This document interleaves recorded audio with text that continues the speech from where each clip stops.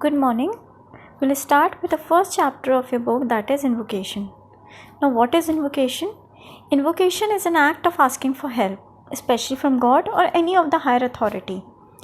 Now, this chapter which has been presented before you is actually a verse which has been extracted from Artha Veda and has been translated.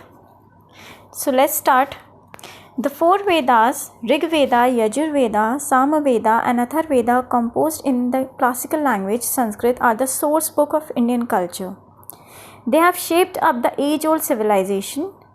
The entire corpus of the Vedas, corpus is the collection, also called Samhitas, is considered Shruti, a product of divine revelation.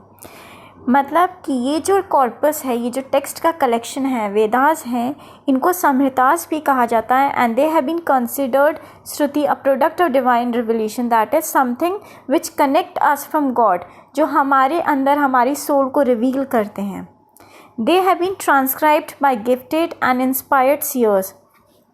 Transcribed means written by gifted and inspired seers.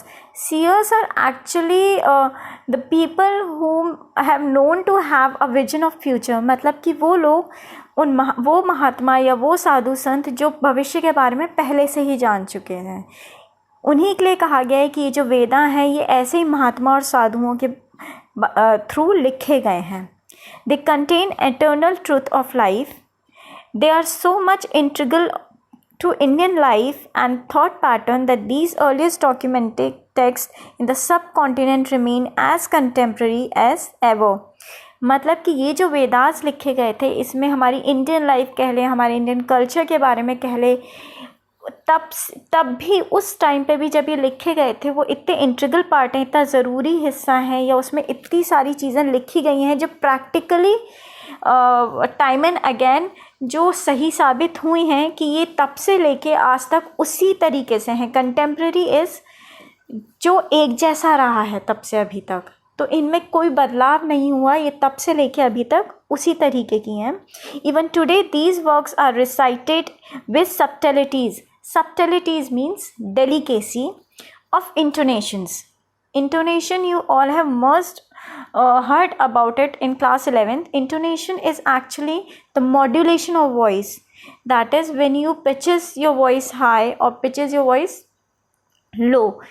मतलब कि तब से लेके आज तक हमारे पूर्वजों ने जैसे इसे कहना और बताना शुरू किया, जिस ढंग से या जिस लहजे से इसे बोलना शुरू किया, तब से लेके आज तक ये उसी तरीके से लोगों के सामने सुनाई जाती हैं या बताई जाती हैं. Now, this chapter or this verse have been translated from Atha Veda. We have already discussed, and it has been translated by a ace scholar or a well-known, renowned scholar, Dr. Abhinash Chandra Bose. Now we'll come to the verse. Let us concord with our own people and concord with the people who are strangers to us.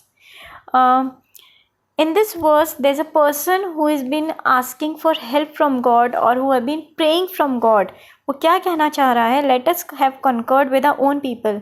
कि हम दुनिया को एक ऐसी जगह बनाएं जहाँ पे हम सिर्फ अपनों के साथ पीस पे ना रहें, सिर्फ हम अपनों के साथ शांति में ना रहें, and concord with people who are strangers to us.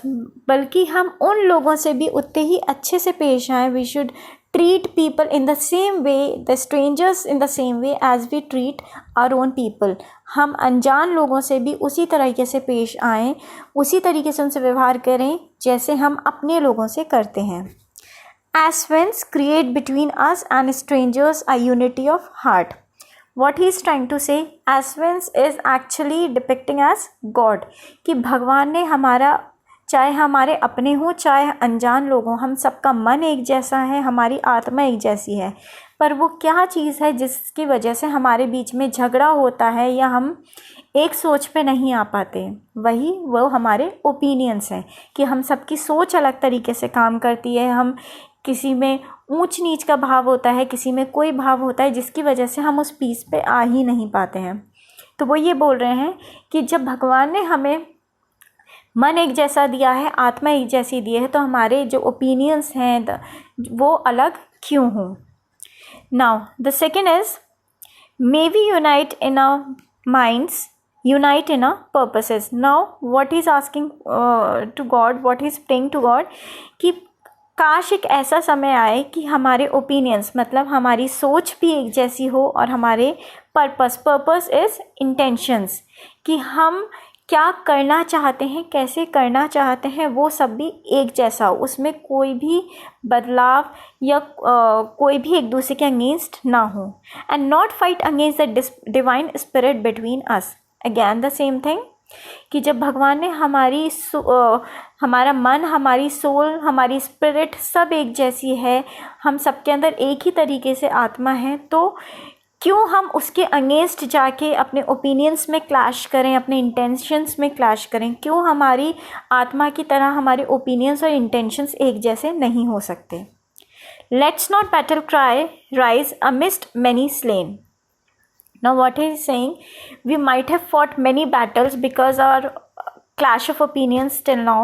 We might have lost many lives, but now we have to stop it. कि अब हम कोई भी बैटल क्राई क्या होता है? बैटल क्राई मीन्स कि जब एक पर्टिकुलर आर्मी का कोई एक सोल्जर अपने ही आर्मी का to motivate them, he raises a cry, वो चिल्लाता है उनको मोटिवेट करने के लिए. तो यहाँ पे वो एक डिपिक्शन दे रहे हैं कि हमें इस तरीके का एक्ट नहीं करना चाहिए. Amidst means middle. Many slain are the people who have been killed in the wars. That means we might have lost many soldiers, many lives, many people in this war, but we should now stop it and we should live peacefully with each other. Nor the arrows of the war god fall with the break of the day. Break of the day means the morning, जिसे हम dawn भी बोलते हैं, DAWN. तो वो क्या बोल रहे हैं कि ना तो अब हमें कोई बैटल क्राई देना चाहिए कि हम अपनी सेना को मोटिवेट करें और हम एक बैटल का शुरुआत करें, ना ही हमें वॉर गॉड के लिए या हमें उन एरोज़ के लिए, उन तीरों के लिए कोई जगह छोड़नी चाहिए अपनी ज़मीन पे. मतलब कि हम सबको एक तरीके से रहना चाहिए, एक सोच के साथ रहना चाहिए, पीसफुली रहना चाहिए. I hope the poem has been clear to you. If any doubts, you can contact.